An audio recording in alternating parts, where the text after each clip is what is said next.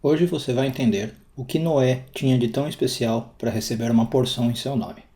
Eu sou Yair Alon e esse é o Zohar Diário.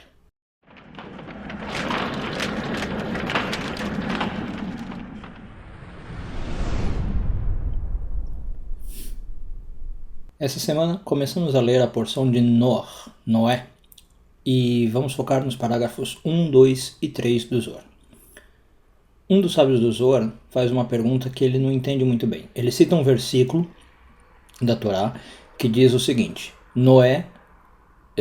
o versículo diz, desculpe, essas são as gerações de Noé. Noé era um homem justo. Qual é a dúvida aqui?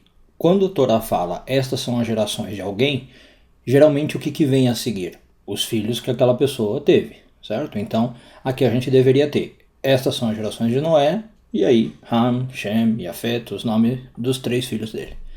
Mas não, o versículo fala, essas são as gerações de Noé, Noé era um homem justo. E aí o sábio do Zohar pergunta, mas por que qual é a relação?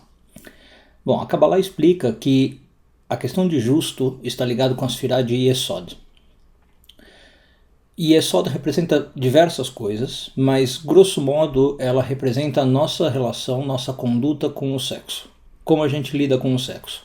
Desde a questão da circuncisão, que para o judaísmo é um mandamento importante, assim que o bebê nasce, com 8 dias de vida, você precisa fazer uma circuncisão para tirar a energia negativa do órgão sexual, até questões como não praticar incesto, não emitir sêmen de maneiras impróprias, né? Todo esse tipo de coisa ligado a Yesod.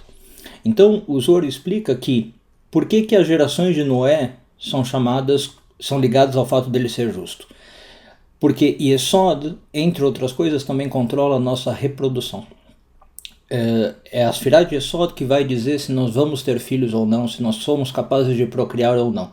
Quando uma pessoa tem uma Yesod bloqueada, ela tem problemas de fertilidade, ela tem problemas de ter filho, de formar uma família. Então aqui o Zohar está aludindo o quê? Que as gerações de Noé foram o fato dele ser justo. Ou em outras palavras, ele só conseguiu ter filhos, ele só conseguiu fazer o que ele fez porque ele conseguiu trabalhar no nível de Yesod. Ele conseguiu cuidar da sua parte sexual, e isso fez ele ser um justo, e isso depois, posteriormente, fez ele ter filhos. Então, a Torá, em vez de dar o nome dos filhos, fala que, olha, o que fez ele ter geração foi o fato dele ser justo, conectado a Yesod. Outra personagem, só para a gente encerrar, que é ligada a Yesod, que na verdade é o arquétipo de Yesod, é José. Né? O que acontece com José na história? A gente sabe, ele fica por um tempo na casa do Potifar, que é o seu senhor, né, quando ele é vendido por escravo no Egito, e a mulher do Potifar dá em cima dele, né, fica tentando seduzi-lo. E o José não cede. O José o tempo inteiro fala não, não, não, e inclusive uma hora foge da mulher. Mostrando novamente o controle sobre as questões sexuais, sobre o instinto sexual, sobre o impulso sexual. Por isso que José também é considerado o justo, né, a palavra tzadik ligada a Yesod.